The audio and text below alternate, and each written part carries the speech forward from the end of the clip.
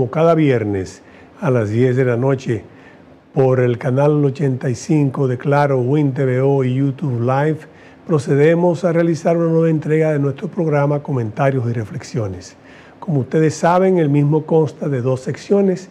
La primera habla de la parte de las principales noticias del punto de vista internacional y las noticias más relevantes también en el tema nacional, para de esa manera hacer nuestros comentarios y nuestras reflexiones en torno a las mismas.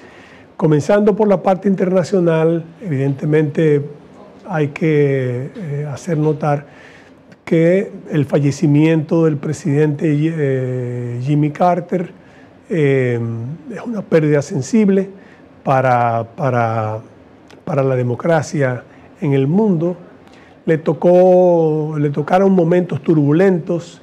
Tal vez su presidencia no fue la mejor, pero sí fue un gran luchador por los derechos humanos, por la paz mundial, especialmente por lo que es el Medio Oriente. Tuvo la fortuna y la habilidad de lograr los acuerdos de Camp David que permitieron la firma entre, en ese momento, Egipto e Israel, Anwar al-Sadat y Menachem Begin, que suscribieron esos acuerdos. Precisamente en el día de ayer se realizó el funeral de Estado en Washington, después de haber estado en Atlanta durante 3 días, 2 días y medio en el Capitolio. Entonces el oficio religioso principal, el funeral de Estado, y después vuelve de nuevo a Atlanta y va a ser enterrado en su ciudad natal de Plains, Georgia, junto a su amada esposa que falleció hace 2 o 3 años solamente. Y así descansará finalmente los restos del presidente James Earl Carter, 39º presidente de los Estados Unidos. También hoy es un día definitorio. Este programa se graba los jueves. Llevo con mucha honra sobre mi pecho, nunca lo he llevado con más honra que en el día de hoy, la condecoración del Gran Cordón del Libertador, que se me concediera inmerecidamente por el gobierno de Venezuela, en ese entonces presidido por el presidente Carlos Andrés Pérez, y le agradezco al pueblo venezolano la deferencia que tuvo al concederle a este humilde dominicano una distinción tan elevada. La llevo con orgullo hoy porque hoy jueves, que es cuando se graba el programa, se está decidiendo la democracia en un país con el que tenemos tantos vínculos como es el caso de Venezuela. Ojalá que el pueblo dominicano hoy está siendo recibido también en Palacio Nacional, hoy jueves, aunque este programa sale mañana viernes a las 10 de la noche. Hoy jueves está siendo recibido en Palacio Nacional Edmundo González Urrutia, quien resultó vencedor de acuerdo a las actas que presentó el frente opositor por más de 4 millones de votos en las elecciones que se realizaron el año pasado. Solamente el anacronismo que existe, esa falta de sincronía histórica que existe en el continente, ha permitido y podría permitir que una dictadura siga sojuzgando a un pueblo, a todo un pueblo, a pesar del mismo haberse manifestado muy claramente. Hoy todos somos Venezuela. Hoy y mañana y siempre, hasta que vuelva la democracia, todos somos Venezuela en la República Dominicana. Quiero terminar con esta primera sección con la mención de que en el país las cosas marchan, pero hay un silencio que pudiera ser táctico por parte del presidente Abinader. Pero el país espera que se tomen las medidas pertinentes incluyendo porque yo creo que el 16 de agosto del año pasado se produjo un cambio de administración, pero no un cambio de gobierno. Para que haya un cambio de gobierno, hay gente que ya cumplió su misión. Y le recuerdo, con el debido respeto, señor presidente, una frase de Sir Bernard Shaw, que decía que los políticos y los pañales hay que cambiarlos con frecuencia, ambos usualmente por la misma razón. Ojalá que usted relance, porque lo que tenemos las esperanzas puestas en usted, en el sentido de que se realicen las adecuaciones pertinentes en la economía, que la segunda ola de reformas, la primera la realizó el doctor Balaguer en 1991-92, se terminen de realizar en la República Dominicana, y sabemos que usted eso es lo que quiere y en usted confiamos, se realicen pronto, mediante ese relanzamiento de su gobierno y mediante la realización de esas reformas para continuar por un sendero de crecimiento, de estabilidad que usted ha sabido mantener muy bien.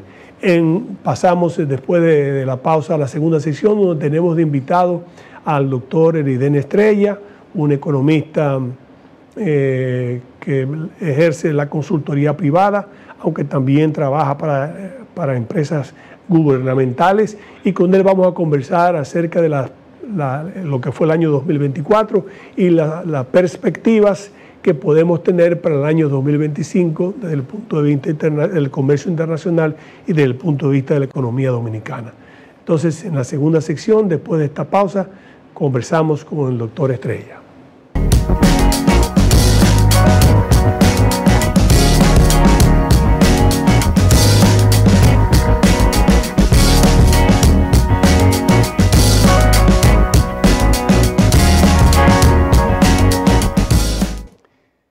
Como habíamos anunciado en la primera sección de nuestro programa Comentarios y Reflexiones, tenemos el honor de tener con nosotros al economista Eridén Estrella, una persona que trabaja en el área económica, que maneja los mercados internacionales, que está en consultoría privada, aunque labore o asesore empresas privadas y públicas. Pero con él queremos iniciar el año preguntando primero cómo terminó el año 2024 desde el punto de vista económico y qué perspectivas hay para el año 2025. Un año no solo en el aspecto doméstico, porque en la República Dominicana, al menos en mi opinión, que la he sostenido en múltiples oportunidades, aquí se necesita hacer la segunda ola de reformas que comenzaron en 1991-92, la segunda ola que permita marcar el rumbo de por dónde debe ir la República en los próximos 15 años. Una reforma que yo insisto que debe ser más que reforma, una especie de pacto de nación donde se comprometan los actores políticos para mantener ese ritmo, ese rumbo, no importa quién detente en ese momento el Poder Ejecutivo, sino también que en el mismo campo internacional hay mucha incertidumbre. Nosotros hoy es jueves, estamos grabando este programa que sale mañana a las 10 de la noche, como ustedes saben, por medio del canal 85, de Claro, Win TVO y YouTube Live. Pero hoy, por ejemplo, se está jugando, mañana se juega el destino de un país importante en el hemisferio, como es el caso de Venezuela. Estamos a 11 días de que el presidente Donald Trump asuma como 47º presidente de los Estados Unidos. Y con él nadie tiene en estos momentos, nadie puede decir que hay un programa más o menos definido. Él ha dicho lo que él quiere, lo que él piensa hacer desde el primer día en el área migratoria, en otras áreas, pero eso trae cierta incertidumbre. En Europa hay inconvenientes hasta donde pueda subsistir, por ejemplo, el presidente Macron, con todos los problemas que hay en Francia y así en otros lugares. Con él queríamos entonces hablar cómo terminó el 2024, las perspectivas para el 2025, a ver cuál es su opinión, sobre todo una opinión que está edificada también en los mercados internacionales que tienen su sistema de medición y de desenvolvimiento. En primer lugar, muchísimas gracias por tenerme acá en el día de hoy con su querida, llamada y respetada audiencia. Y en esencia, ¿le parece si empezamos en lo internacional y luego en lo local? Como usted quiera. Fíjese, primero hablando de la economía mundial. La economía mundial ha tenido una ralentización, una desaceleración de su crecimiento, en donde las expectativas de crecimiento para el 2024, porque apenas estamos en el 2025, se están compilando las mayorías de las informaciones de cierre el 31 de diciembre. Sin embargo, se tiene la proyección de que el mundo crezca alrededor de un 2.8% el Producto Interno Bruto mundial. Las características de ese 2.8% se divide entre continentes, en donde el continente americano, o mejor dicho, Estados Unidos, Latinoamérica, Canadá, estaríamos hablando de alrededor de entre un 2% a un 2.1%. La mayoría del crecimiento que vamos a ver en el mundo, definitivamente que la vemos en el sudeste asiático y en Asia, específicamente China, que aunque si bien muestra que ha tenido una ralentización de su crecimiento, sigue siendo un crecimiento importante. Junto con China también hay que tomar en cuenta que yo sé que mucha gente no habla de esto, pero el Medio Oriente ha crecido de manera importantísima. Ha tenido un auge tecnológico, un auge de consumo, un auge industrial que ha sido importante y en donde muchas empresas occidentales en su estrategia de expansión durante todo el 2024 han decidido irse a Dubái, a Emiratos Árabes Unidos. La verdad que ha sido una migración importante de la presencia comercial. Hay un sector económico específico que ha tenido, la pandemia no pasó por ahí, que ha sido el sector de ultralujo, en donde el lujo sigue creciendo de una manera importante, todo lo que sea lujo. Vehículos, joyas, consumo masivo, premium, exportación, producción de materias primas de alta calidad como café, cacao, oro, titanio, la ropa, que es uno de los principales. O sea, ese mercado es más fuerte cada vez. Pero sobre todo el de ultralujo. Es una cosa, ahora mismo, si usted se pone a ver cuáles son las principales marcas es que no han tenido una recesión, sino todo lo contrario. Entonces, luego de ese asterisco del ultralujo, todo está en un proceso de ralentización o de casi crisis. Por ejemplo, la industria automotriz en el mundo entero está teniendo un proceso de convulsión, yo diría, en donde... A pesar de los vehículos eléctricos. Es que los vehículos eléctricos no son sostenibles. El costo de producción promedio de un vehículo, y qué bueno que usted me haga esa pregunta porque va al núcleo de los márgenes de comercialización. El costo de producción promedio de un vehículo eléctrico en una economía eficiente como Estados Unidos es de $47,800. El precio de venta de ese vehículo es de algunos $70,000 en la economía estadounidense. En comparación, el costo por unidad promedio de un vehículo de gasolina ronda entre los $19,000 a $22,000 y el precio promedio de venta es de unos $45,000 a $46,000. Algunos ya dependiendo del segmento ya andan en los $50,000. El margen de ganancia que una fabricante tiene por un vehículo convencional es muy superior al de un vehículo eléctrico, muy superior. ¿Sí? La luz de vehículos eléctricos que ha habido en el mundo viene fundamentalmente por China. Y China hay que respetarlo porque no es lo que era hace 5 años. ¿Sabe lo que es tomar el toro por los cuernos? Bueno, pues China invirtió una ingente cantidad de dinero. Estoy hablando desde el punto de vista gubernamental, porque esto no es de una empresa en específico, en crear su propia tecnología de baterías, en crear su propia línea de ensamblaje de las baterías, en crear cadenas de abastecimiento locales, sobre los principales productos que componen las baterías, como el cobre, el litio, vanadio, titanio, manganesio, tierras raras que se utilizan para la fabricación y el empaquetamiento de las baterías. Es la lucha entre las potencias hoy en día. Es parte de, en donde tú puedes dividir esto en dos. Tú puedes dividir el litio en producción de litio como materia prima y en capacidad de transformación del litio. Bueno, pues la capacidad de producción del litio como materia prima está bien distribuida en el mundo porque depende de qué países tienen recursos naturales mineros. Sin embargo, la capacidad de transformación no. Alrededor del 88%, 88% de la capacidad de transformación del litio en el mundo está en China. No está en Francia, no está en Alemania, no está en España, no está en Estados Unidos. Y esa capacidad de transformación es difícil de lograr porque es gasto de capital en empresas, en industrias, en maquinarias para fabricar baterías. Y hay que decirlo, China ha tenido un muy buen, tomando su superávit comercial en el mundo, lo han reinvertido en algunos centros clave de su economía, que eso le ha dado mucho poder industrial. Y es una de las principales contingencias comerciales entre Estados Unidos y China.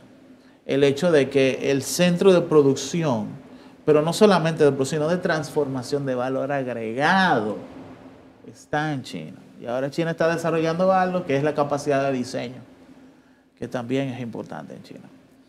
Para darle una perspectiva, y yo sé que estos son detalles muy minuciosos, pero es un tema que está en el núcleo del debate comercial.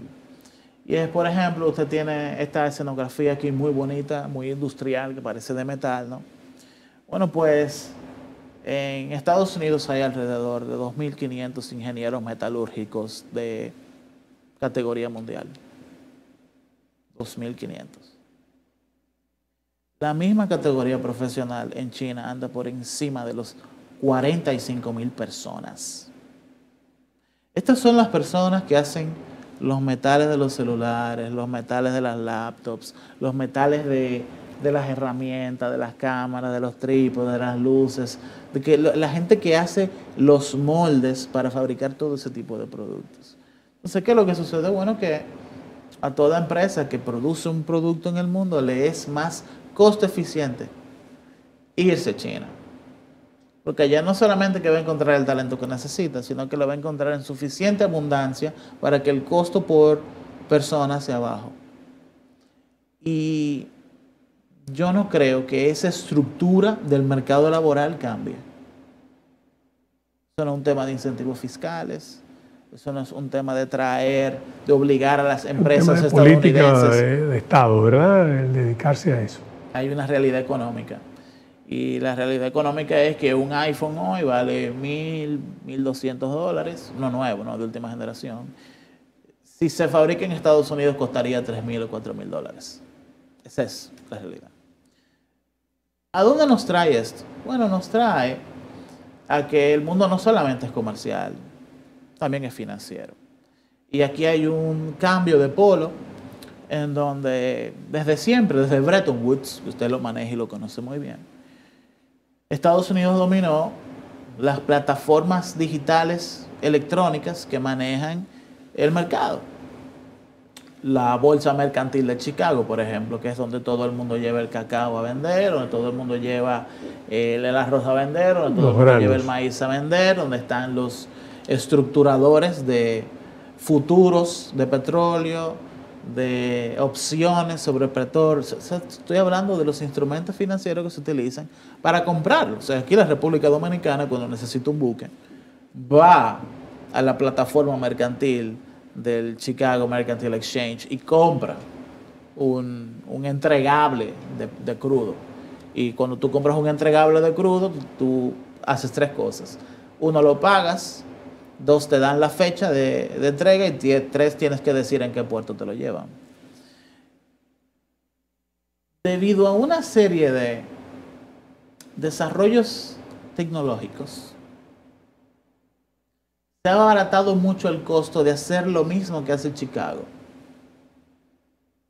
Y mediante una serie de gestiones diplomáticas y comerciales, China ha estado contactando a los principales productores de todo. Cuando le digo de todo, es de todo. Azúcar, café, cacao, tabaco, maíz, arroz, sí, todo, cereales, todo. Petróleo, salmón, sal, todo. Han estado yendo a las empresas que lo producen para decirle, mira, nosotros estamos interesados en que tú nos reserves 20, 25, 30% de tu producción. Y la gente dice, bueno, sí, pero a mí me interesa no solamente venderte la materia prima, a mí me interesa venderte, a mí me interesa poder transformar la materia prima para venderte un producto de mayor valor. Y los chinos han dicho que sí. Y eso es un negocio redondo porque instalan la planta de cacao, instalan la planta de secado del cacao, instalan la maquinaria de producción de chocolate, y Costa de Marfil, Colombia, están vendiéndole chocolate hecho, terminado ya, a China. Y ahora mercados tradicionales como Suiza, por ejemplo, ha tenido que competir en precio por el 70% de la producción que resta en el mercado internacional. Entonces, de pronto, y esto es algo, una de las cosas que más le dieron forma al 2024 en términos de el desenvolvimiento económico comercial internacional de materias primas y de agregados agrícolas. Y es que la disponibilidad de cacao, chocolate, maíz, arroz en la bolsa mercantil de Chicago y las europeas, por llamarle de un ejemplo, en el 2022 fueron 100 toneladas métricas. En el 2023 fueron 95 toneladas métricas. En el 2024 fueron 70 toneladas métricas. O sea, la disponibilidad... Y la otra parte son los acuerdos que está haciendo China de manera... La disponibilidad de producción que se ha ido colocando en Chicago, en Estados Unidos y en Europa, ha ido bajando. Al tener la misma cantidad de demandantes y la producción ir bajando, la disponibilidad ir bajando, el precio se ha disparado en esos mercados electrónicos. Pero lo que pasa es que tú tienes a China cortándote la producción por atrás y comprando directamente. ¿China lo usa para su consumo o lo usa para...? China lo usa para su consumo porque el mayor, por ejemplo, para dar un... Estamos hablando de muchas categorías agrícolas, pero por ejemplo el mercado de mayor crecimiento de consumo de chocolate en el mundo, con un 8% en el 2023-24, ha sido China. El chino ha empezado a conocer lo que es el chocolate. Me imagino que en el área de lujo que usted dice, China debe ocupar un lugar también primordial. Es el mayor mercado del mundo. En el área de lujo, como usted dijo. El mayor mercado de diamantes, mayor mercado de oro, mayor mercado de platino, mayor mercado de... ¿Qué significa eso, por ejemplo, para la economía mundial en este año y para la competencia evidente que hay en materia económica entre China, Estados Unidos, digamos que son las dos, bueno, y el bloque europeo, que aunque tiene sus dificultades por la inestabilidad precisamente política de Alemania, pero que es el motor en cierto modo de la economía, lo que pasa en Francia, pero es un bloque también importante, por así decirlo, ¿verdad? Usted sabe que hay empresas que tienen planes de expansión internacional. Tradicionalmente, desde finales de los años 80, mediados de los 90, principios de los 2000, Estados Unidos y Europa eran las principales vías de expansión de todas las empresas internacionales en el mundo. Ya no.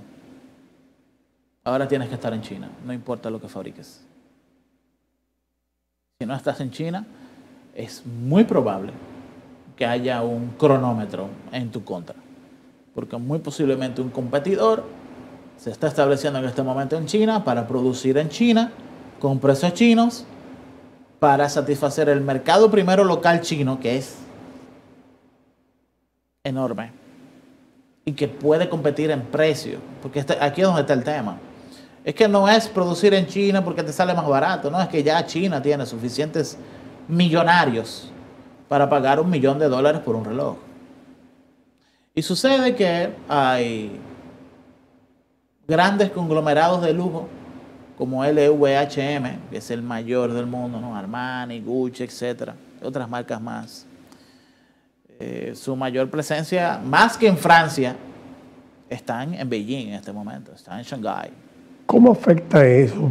Pero por eso le pregunto, ¿qué augura eso entonces para la economía internacional y cómo entonces eso vendría a afectar a países como el nuestro, que va a crecer el doble de lo que es la economía mundial, que probablemente va a crecer, va a ser de lo que más crezca, el de mayor crecimiento tal vez en América Latina, con excepción de Guyana, que por el petróleo que tiene. ¿Cómo pudiéramos llegar entonces a ver, porque usted está diseñando o mejor dicho, está dibujando con mucha claridad un panorama internacional en el que la puja económica va a ser bastante intensa entre estos dos polos, porque también evidentemente los Estados Unidos se van a dar cuenta de que eso hace perder tal vez aliados o neutralizar, vamos a decir que perder, pero neutraliza aliados.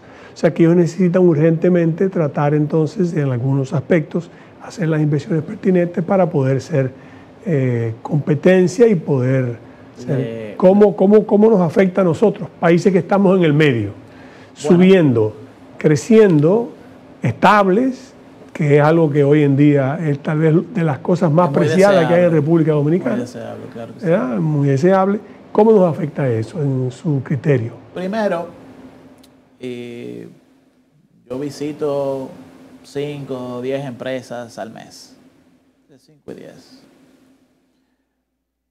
Lo primero que yo veo es que no hay maquinaria industrial nueva en la República Dominicana que no venga de China.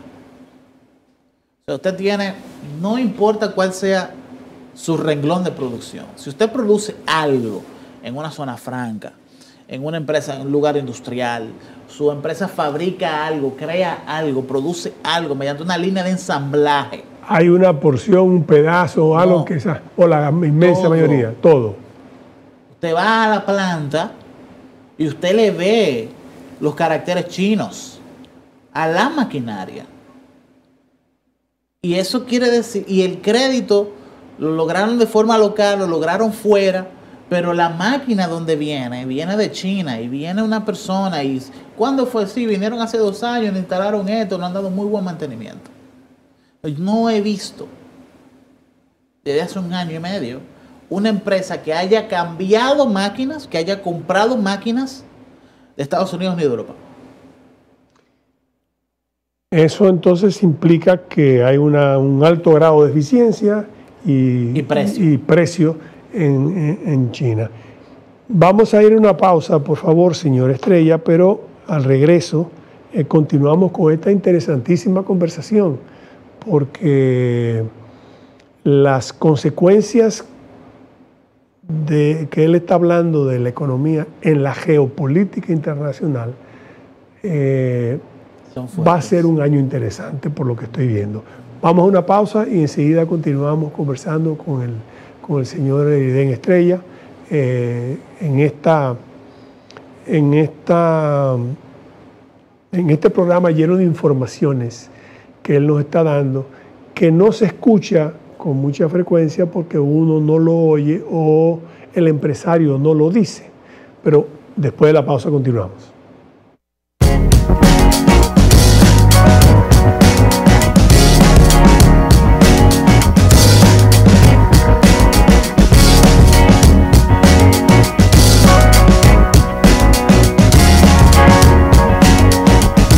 Continuamos esta edificante conversación con el señor Estrella, nuestro economista invitado en el día de hoy. Lo dejamos en la pausa cuando él hablaba de que él visita 15, 20 industrias mensualmente y que desde hace 2 años las maquinarias que se han comprado, se han renovado, los procesos que se han instalado, todo viene de China. Todo viene de China y que en ese sentido han logrado no solamente la eficiencia, sino también el costo, los precios, y oí que una le dijo además que le han dado buen mantenimiento, o sea que en ese sentido hay satisfacción en las instalaciones por esa parte. Bueno, continúe por favor. Bueno, pues lo que más me sorprende a mí es la gran variedad, porque tú puedes encontrar una empresa que haga vasos de papel, o vasos que utilizan un tipo de papel rugoso que tiene cierto nivel de resistencia al agua.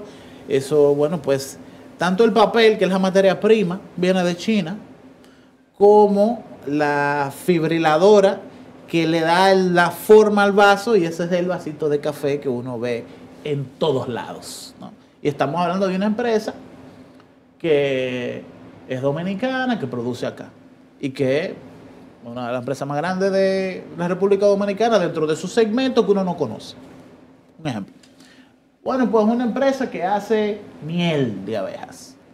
La miel es bastante particular porque tiene un proceso muy orgánico que tú no puedes interrumpirlo, de panales de abejas, etc. El apicultor tiene un rito alrededor de su producción, pero luego de que tú tomas eso, tú tienes el panel, el panal en una bandeja, eso tú lo pones a secar. Bueno, pues la secadora es china.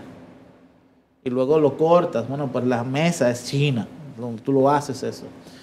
Cualquier instrumento de fermentación de un producto o una mezcladora de un producto es algo que te hace una serie de mezclas, ¿no? Y tú le pones el tiempo y tú le pones las revoluciones por minuto y te lo hace. Que evidentemente es todo.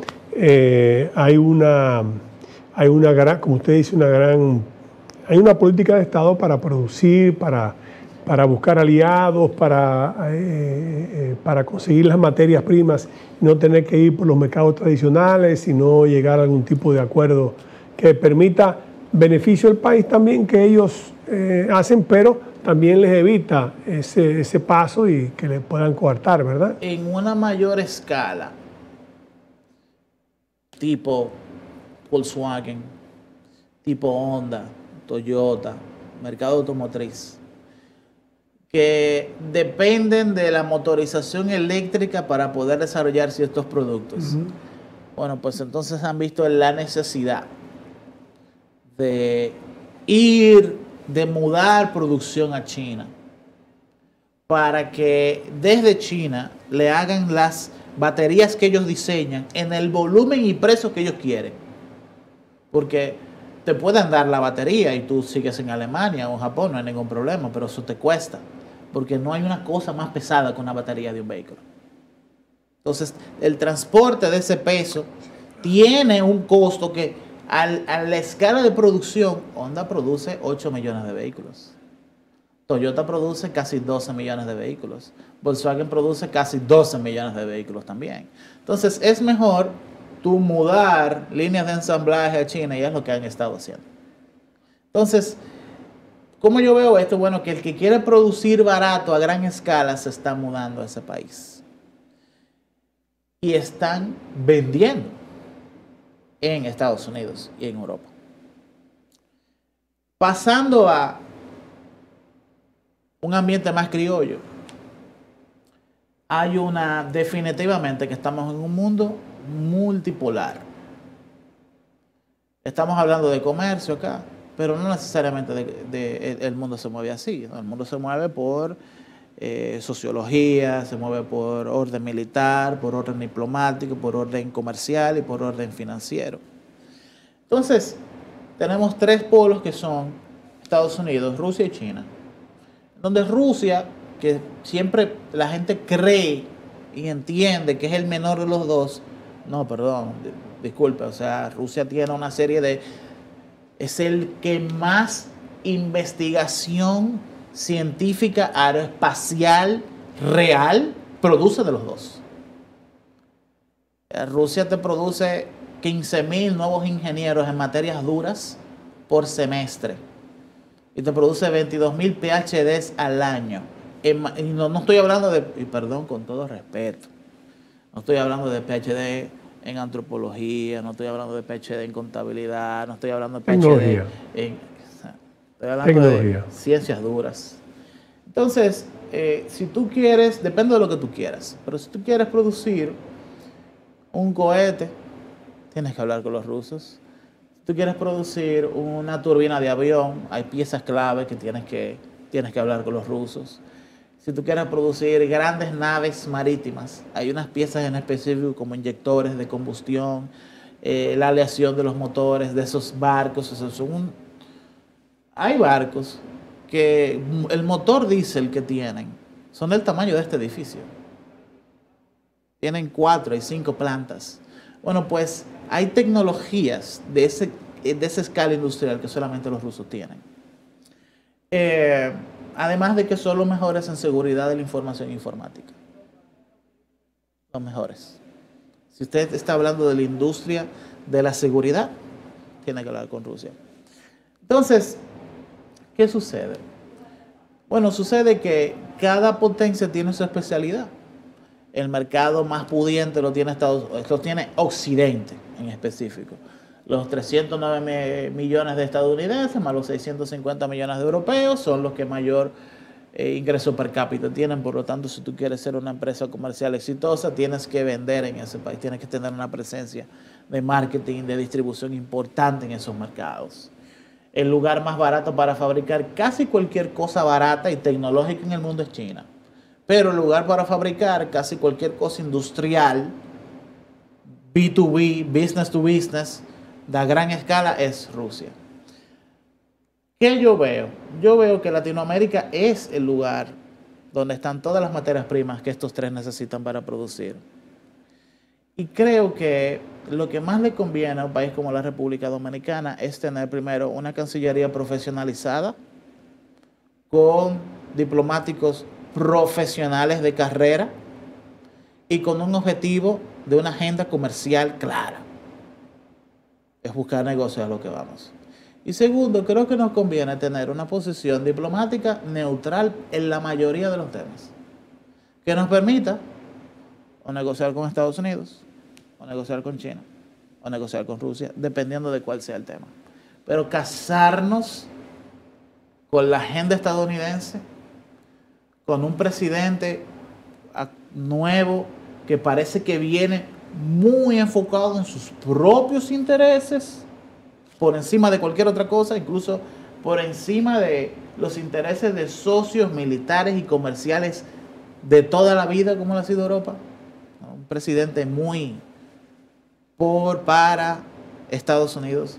Creo que nos conviene tener una posición diplomática neutral, que nuestra neutralidad sea nuestra carta de presentación ante cualquier negociación comercial que venga. Desde el punto de vista, me parece una propuesta interesante que sería realizable en algunas áreas, en otras no, pero ya eso sería objeto de otro programa.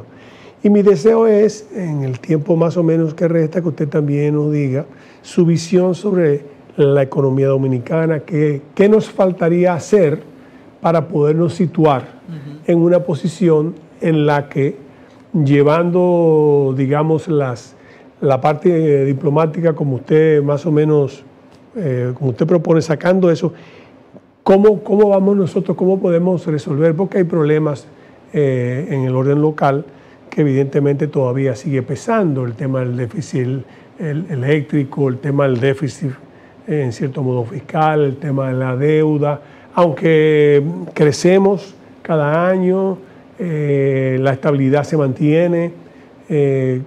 ¿Cómo usted ve la perspectiva? ¿Qué usted considera que debe hacerse para que entonces, además de usted describirnos con la maestría que lo ha hecho el mundo de comercio internacional, nosotros podamos entonces ponernos a tono con esa situación y prepararnos para eso? Explico. Haciendo tal vez, digo yo, las reformas que faltan. Sí, claro que sí.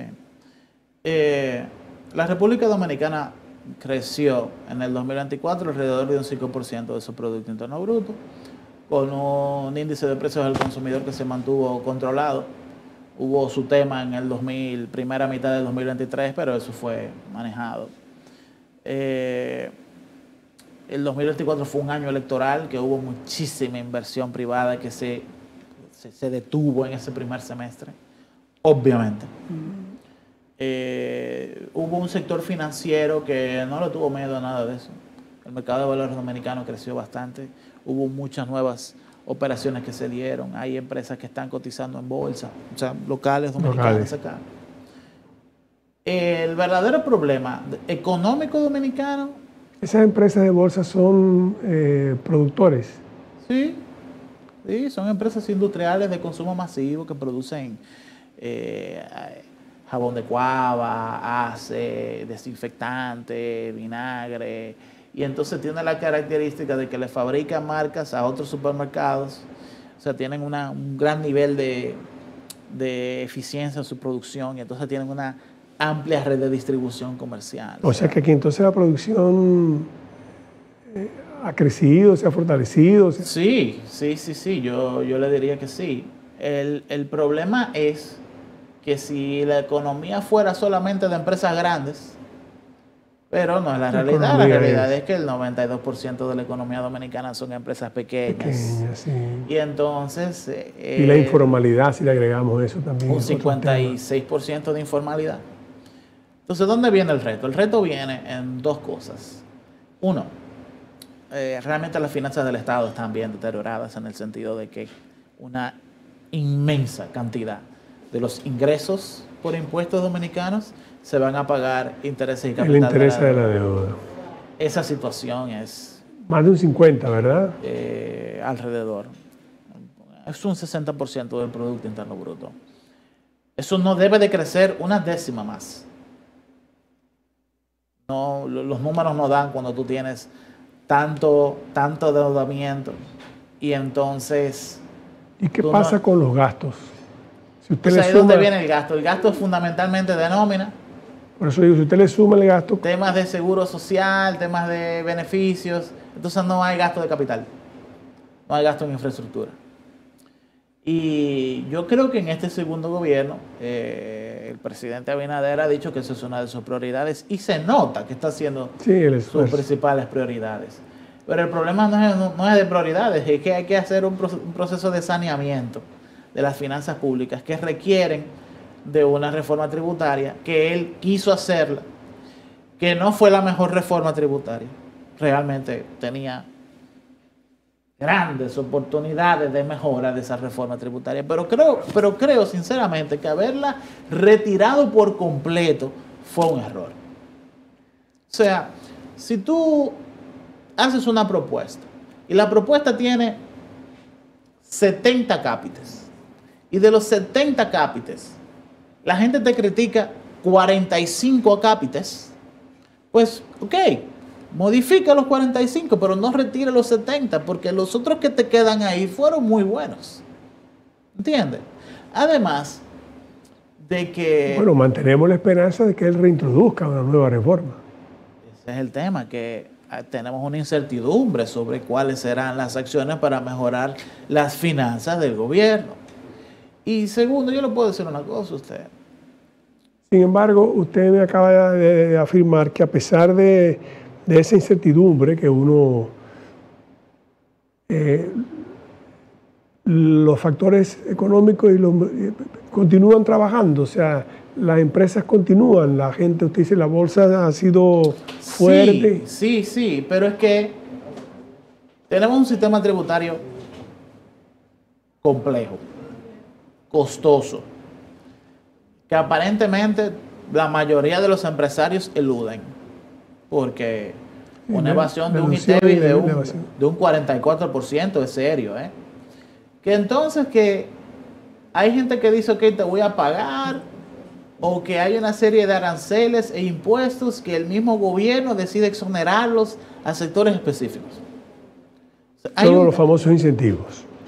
Oye, exoneraciones tributarias, que no, tenemos que reformar esto hacia... O sea que usted es partidario de que se presente una reforma Pero real, pero- que es eminente, sin eso no hay... Pero no hoy, ayer. Ayer. O sea, debimos haber empezado el 2025 con esa nueva 2.0 reforma, ¿no? Entonces, pero si tú ves, mis principales observaciones es, primero, que para la gente normal, común y corriente y las empresas pequeñas debería ser más sencillo pagar impuestos. Por ejemplo, ¿por qué tú no me precalculas lo que yo te debo de pagar? O sea, la DGII sabe lo que yo tengo que pagar impuestos. ¿Por qué tú no me envías una comunicación o un email? Mira, tú tienes que pagarme tanto. Y si yo entiendo que ese monto es muy elevado, bueno, pues yo me voy donde mi contador a que me haga una auditoría de ese número, y si es menos, bueno, pues se habla con la DGII. Pero que la mayoría de la gente normal, común y corriente no tenga que incurrir, las empresas pequeñas no tengan que necesariamente incurrir en pagarle un contador para pagar impuestos. Es un tema de simplificar el régimen tributario. Es de procesos. Es de procesos. ¿Por qué no agarramos y hacemos una tarifa unificada de todos los impuestos? Independientemente de cuál sea el monto, si yo le vendo a usted ese vaso, que yo sepa que ya yo tengo que pagarle a usted un 18, un 20%. Vamos a simplificar a la gente el proceso de ser formal. Y segundo, un tema que yo veo que no lo veo tan difícil, incluso en países muy parecidos a nosotros, es el tema de hacer una empresa nueva. O sea, usted le pregunta a un abogado hoy y te dice un tiempo y un precio diferente. Ok, pero usted le pregunta a 10 abogados más, le van a dar un precio y un tiempo diferentes todos. El gobierno se ha empeñado en tratar de reducir eso. Es lo que dicen. No sé la realidad, si han podido simplificar realmente el hecho de constituir una empresa. No hay una cosa, con todo respeto. La burocracia. Más que hable más de la realidad que ese 56% de economía informal, es que no nos podemos desarrollar de esa manera. Claro. De verdad que no. Eso lo que te dice es que nadie, lo que entonces te dice es que no hay empresarios, o sea, no hay emprendedores que emprendan un negocio y que su primera opción sea formal. Todos empiezan informal y luego de que crecen a un punto, luego de que tienen un cliente que les exige casi formalizarse, las circunstancias le obligan. Entonces, exactamente, se ven obligados a formalizarse. Así no progresa nadie. Entonces creo que, y mira, no le estoy hablando de que hay que ponerle impuesto a esto, a aquello. No son cuestiones de forma que uno ve en otros países y que yo digo, pero la plataforma tecnológica que nos permitiría hacer eso, la tenemos. Ya está. Es un tema de crear nuevos procesos y cambiar otros procesos. Yo le voy a decir una cosa ya para terminar. Estamos en el siglo XXI ya. Pleno siglo XXI. Es más, ya pasó el 25% del producto del siglo XXI. No podemos tener un gobierno que tenga una relación con la economía como se tenía en el siglo XX. Claro. Hay nuevas industrias, hay nuevos modelos de negocios, la MIPYME ya no es una MIPYME, déjeme decirle, hay MIPYMEs en el mundo que mueven miles de millones de dólares. Y lo que está pasando ahora es que con el avance tecnológico, lo que antes requería 100 personas, ahora requiere 5. Mira este estudio cómo está aquí, que se mueve con 3 técnicos. ¿Usted se acuerda lo que era antes ir a un programa de televisión? Claro, claro. Con luminotécnicos, gente de micrófono, gente de cámara en cada cámara. Ahora las cámaras se mueven solas. Entonces, eso, hay que actualizar la relación que tiene el gobierno dominicano con su economía y tratar los incentivos fiscales y las exoneraciones fiscales de una manera estratégica. Lo cual quiere decir que tú tienes que ser muy deliberado con a quién tú le das y a quién no. ¿Y por qué? Ya se acabó la gestión del Estado como un tema de tráfico de favores. No, claro, la parte de los incentivos siempre hemos hablado que esos se otorgaron en un momento dado en que se necesitaba que las industrias se desarrollaran. Pero evidentemente eso se dio por un tiempo, por un plazo de 20 años, que se ha eternizado. Y entonces hoy tal vez lo que hay que hacer, como usted dice, es sencillamente, bueno, vamos a ver, esta área ya está madura. Tú puedes evolucionar perfectamente bien, vamos a coger los incentivos de esta edad para desarrollar esta área que está comenzando, que necesita ahora y podemos hacerlo. Los incentivos tributarios el año pasado superaron los 230.000 millones de pesos. Óyeme, cuando viene a ver, lo que conviene es cobrar eliminar esas exoneraciones, por lo tanto cobrarlas, y crear un programa de modernización de la industrialización dominicana, en donde tú a cada empresa le das un crédito para que cambie maquinarias, baje su costo de producción, pero que de verdad lo inviertan, con una supervisión de a dónde se va ese dinero, que ese dinero no se vaya a pagar dividendos. No, un crédito para la modernización de la industria, y eso es algo que tú lo haces un año y ya saliste de eso. No es algo que constantemente tienes que estar soltando, dejando de cobrar, porque al final te conviene más cambiarle las máquinas a los empresarios para que sean más competitivos que tú estar todo el tiempo dándole la exoneración fiscal. Es un gran problema, porque cuando uno habla de erradicar esas exoneraciones, usted sabe lo que pasa. Lamentablemente. Porque aquí todo el mundo quiere la reforma, pero todo el mundo dice que no hay problema porque a mí no me afecte, que no se me retiren mis beneficios, mis ventajas o mis incentivos. No, porque los entienden como derechos comerciales. Derechos como comerciales. Como derecho casi. Derecho. O sea, por último, yo lo que quiero también decir es que las economías no se desarrollan solamente preparando a una élite. Las economías no se desarrollan solamente educando a las élites. La innovación, hermano, no tiene apellido.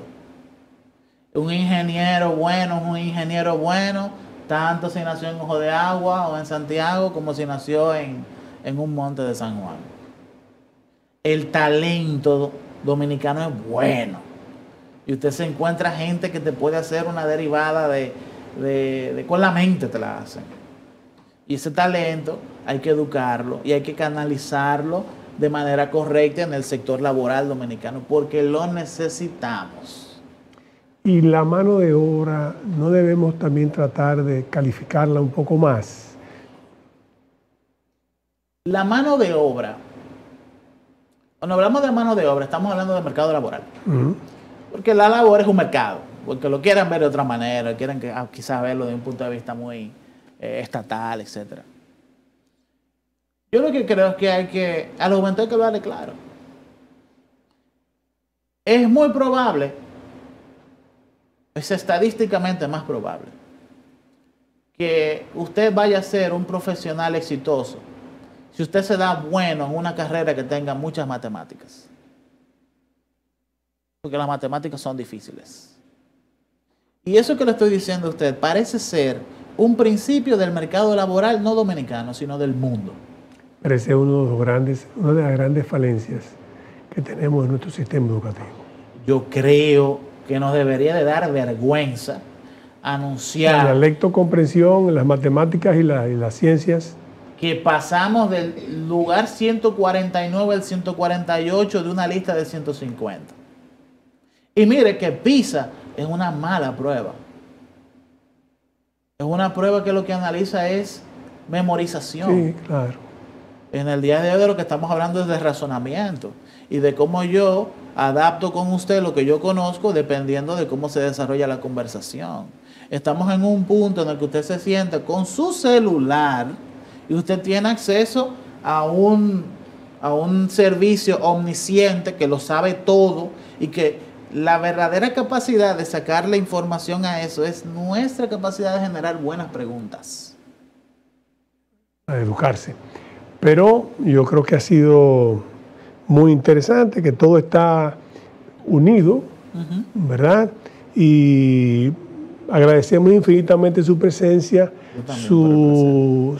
la oportunidad, lo que hemos aprendido de lo que es el mercado internacional, la incidencia de que realmente este mundo multipolar, pero de 3 polos, aunque algunos a veces pensamos que son 2, pero evidentemente, por las razones que él ha dicho, son 3, cada uno con sus diferencias y especialidades, digamos, vamos a llamarle así, ¿verdad?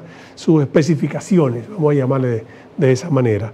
Pero con el doctor Eriden Estrella hemos tenido una interesante conversación sobre lo que es el mercado internacional, la situación dominicana, la importancia que tenemos de esa reforma fiscal, tributaria y del gasto, aunque la del gasto se ha comenzado, pero como quiera hay que hacer todavía una reforma. Y ojalá, eso lo digo yo, no él, que ese pacto, que esa reforma sea un pacto de nación donde los partidos políticos suscriban esos cambios para que tengamos un camino definido en los próximos 15 años por el que la República Dominicana debe transitar en un mundo tan turbulento, de tanta incertidumbre, que hay que esperar a ver ahora qué trae este año que inicia